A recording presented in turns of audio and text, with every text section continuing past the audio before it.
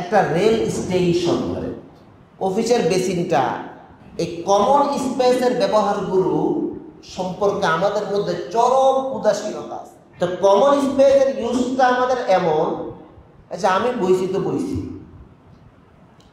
ইচ্ছা করলে আমি আমার বাচ্চাটাকে একটু কোলে নিয়ে তাকে একটু জায়গা করে দিতে পারি, কিন্তু আমার এটা মনে চায় না, আমি এটা দেই না। আমরা এটাকে এমন আমি মনে করতেছি যে এটা আমার হক। আমি আগে বসছি, উনি পরে আসছে, ওনার হাতে দুইটা বাচ্চা, কান্দে একটা ব্যাগ, একটা কান্দতেছে আর একটা দুধ দিতেছে, তা আমি বসছি তো বসছি, বাস উঠি নেই। আমি একটু উঠা গেলেও এখানে আমার একটা ব্যাগ রাইকা দখল দিয়া যাব, কি দিয়া যাব? একটা রেল স্টেশন ধরে। ওই যে বললাম এই যুগ কিসের যুগ না, জানার যুগ না, কিসের যুগ না, এই যুগ কাজে রূপ দেওয়ার যুগ। এখন মসজিদের অজুখানা, এটা আপনি দেখবেন ভিজা, বুঝতে পারবেন এটাতে মুছতে মুছতে আপনার আগে যান শেষ, এরপরও বইলে দেখবেন ভিজা। কেন? আগে যে উজু করছে খেয়াল করে নেই।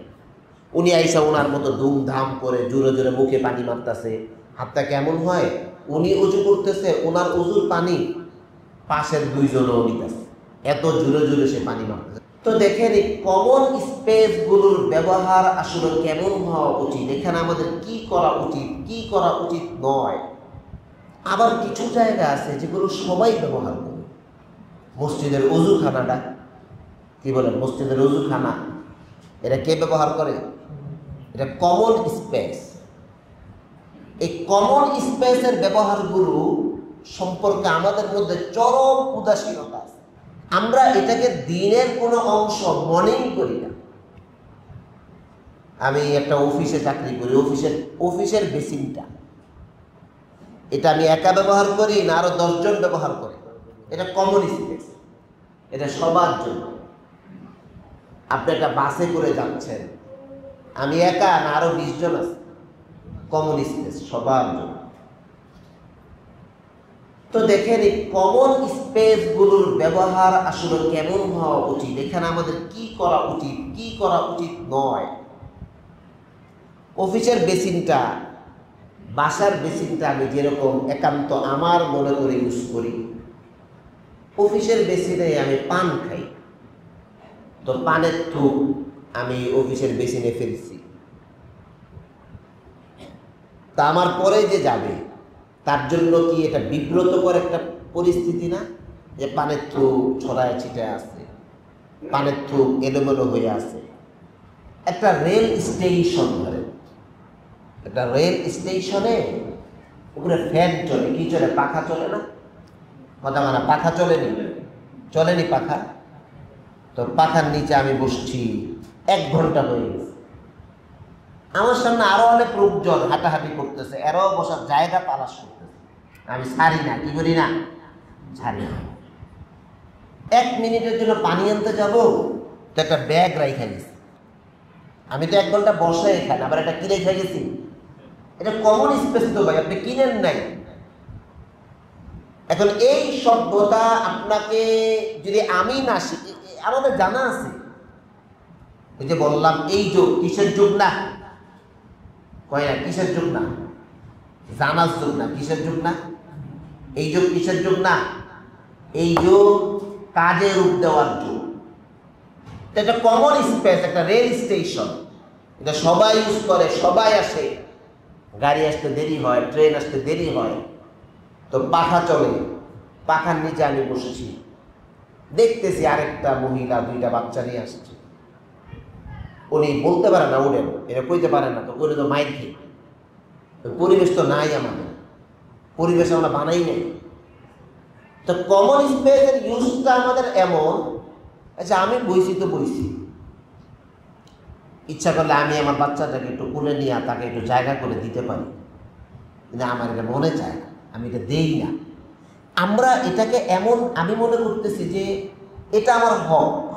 আমি আগে বসছি, উনি পরে আসছে, ওনার হাতে 2টা বাচ্চা, কান্দে একটা ব্যাগ, একটা কান্দতেছে আর একটা দুধ দিতেছে, তা আমি বসছি তো বসছি, বাস উঠি নেই।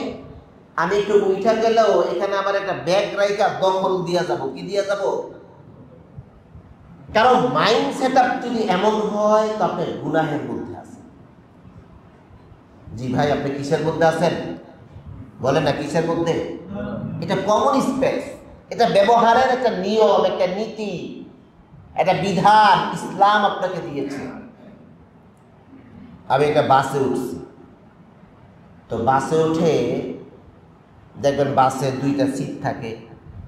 তা আগে যিনি উঠছে, এমনিই তো বাসগুলো চাপা, মানুষের জায়গা কম হয়, বাসওয়ালারা বানাই এভাবে। তো ওঠার পর উনি বসছে এমন ভাবে, আরেকজন যে গিয়া বসবে, বসা উনি বসে আবার এদিক দিয়ে একটু জায়গা ফাঁকা রাখে দিচ্ছে। উনি ভাবতেছে এটা আমার, আমি আগে আইছি, এটা কার? উনি একটু আপনার ছড়ায় ছিটায় সুন্দর করে আরামসে বসছে। পরে যে আরেকটা লোক দিয়েছে বসতে, উনি তো বসতে পারতেছে না, ওনার ব্রেনিং নাই। এটা তো কমন স্পেস, এটা আমার একার না, এটা আমার ঘর না, এটা আমার বাড়ি না, এটা বাসার একটা চেয়ার না, এটা বাসের চেয়ার। আরেকটা লোক আসছে, তো এই লোকটাও বলতেও পারতেছে না ভাই একটু চাপেন। তো 1 বার 2 বার 3 বার 4 বার করতে করতে এই লোকটার মধ্যে এমন মনে হয় যে এমন, আমি বসলে কেউ কিছু বলে না, আমি আরামে বসছি, ওই বইতে পারলে বসুক, না বইতে পারলে না বসুক, তুমি জাহান্নামে চলে আসতে চাও। বলেন হয় কি হয় না বলেন? কমন স্পেসের ব্যবহার, এটা আমাদের শেখা দরকার, যেটা আমি কিভাবে ইউজ করব। বাসার সামনে একটা রাস্তা, এটা দিয়ে সবাই চলে, এটা কমন স্পেস, এটা আমার একার না, সবাই যাতায়াত করে এটা নিয়ে। এই রাস্তার ইউজটা কেমন হবে? রাতে 10টা 12টার পর আপনি গান বাজান। গত 1-1.5 সপ্তাহ, কবে জানি দেখলাম, গত সপ্তাহে মনে হয়, এই যে বাইতুল নাজাত মসজিদের সামনের বিল্ডিংয়ে গান হইতেছে জোরে জোরে, সন্ধ্যার পর মেশারের পর।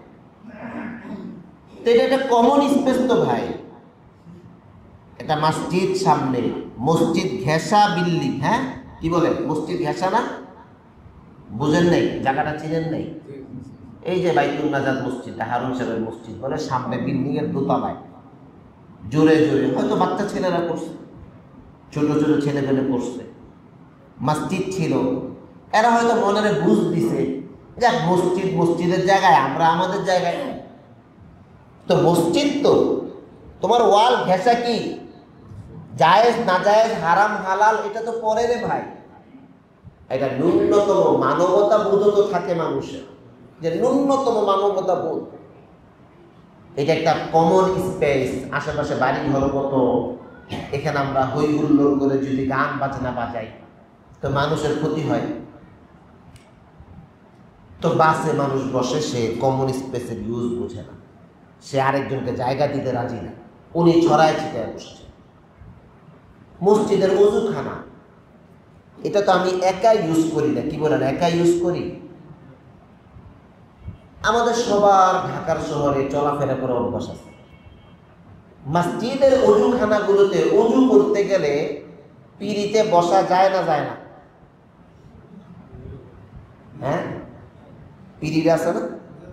হ্যাঁ, ভিজা থাকে। কি থাকে? কেন ভাই এই পিড়িটা ভিজা কেন? মসজিদের পিড়িটা এটা ভিজা কেন? ওই যে আরেকজন যে উঁচু করছে, এমন ভাবে উঁচু করছে, ওনাকে কেউ হয়তো জীবনে এই কথাটা বলেই নাই যে এখানে তো আপনি একা উঁচু করবেন না, এটা আপনার বাথরুমের ভিতরের পিড়িখানা না, আপনার পরে এখানে আরেকজন বসবে। হাত্তাকে আমাদের উস্তাদরা আমাদেরকে শিখিয়েছেন, মেসওয়াক মসজিদের সেজদার জায়গায় রাখবা না। কত ডিপলি শিক্ষা দেখেন। মেসওয়াক, আমরা অবশ্য মেসওয়াক পকেটে থাকলে সামনে রেখে নামাজে দাঁড়ায় যাই না, অনেকে দেখবেন যারা মেসওয়াক ইউজ করে এটা করে বিভিন্ন মাদ্রাসা মসজিদগুলোতে গেলে, আমরা তো মেসওয়াক চিনি না, বিভিন্ন মাদ্রাসা মসজিদগুলোতে গেলে আপনি দেখবেন ছেলেরা অবশ্য মেসওয়াক সামনে রেখে নামাজে দাঁড়ায় গেছে। তা আমাদের উস্তাদরা বলে, তুমি মেসওয়াকটা এখানে রাখছো, তো মেসওয়াক থেকে 1 ফুটা হইলেও পানি কার্পেটে কি হয়, তো তোমার পর না আরেকজন এখানে সেজদা দিবে, আরেকজন এই জায়গায় সেজদা দিবে। এটা কমন স্পেস, সবাই ইউজ করে। এখন মসজিদের ওযুখানা, এটা আপনি দেখবেন ভিজা, বুঝতে পারবেন এটাতে মুছতে মুছতে আপনার আগে যান শেষ, এরপরেও বইলে দেখবেন ভিজা। কেন? আগে যে উঁচু করছে খেয়াল করে নেই।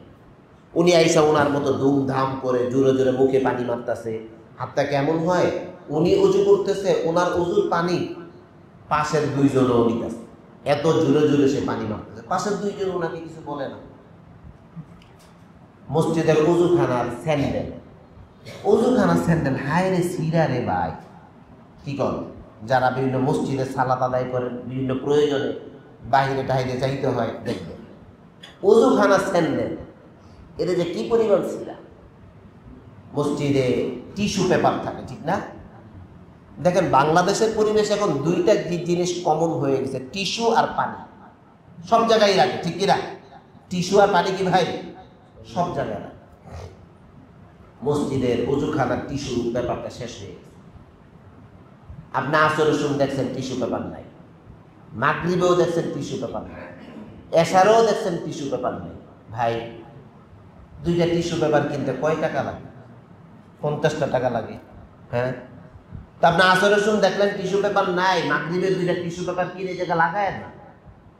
এগুলো ছোট ছোট সৎকা। এটা এমন না যে মসজিদের দুইটা টিস্যু পেপার লাগাইলে এই টাকাটা মনে হয় মসজিদ কমিটির পকেটে যাইব, বিষয়টা কেমন?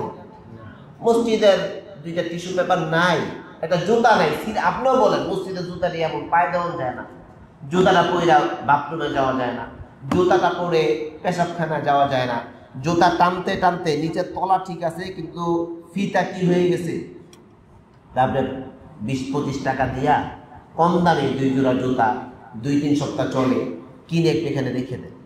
এই উসিলায় আল্লাহ আপনাকে মাফ করবে। হ্যাঁ, এগুলো ছোট ছোট আমল এবং এগুলো মানুষকে শান্তি পৌঁছায়। অত দামি জুতা দেওয়ার দরকার নেই। যা দামি জুতা দিলে অনেকে আবার নিজের মনে করে নিয়ে যায়।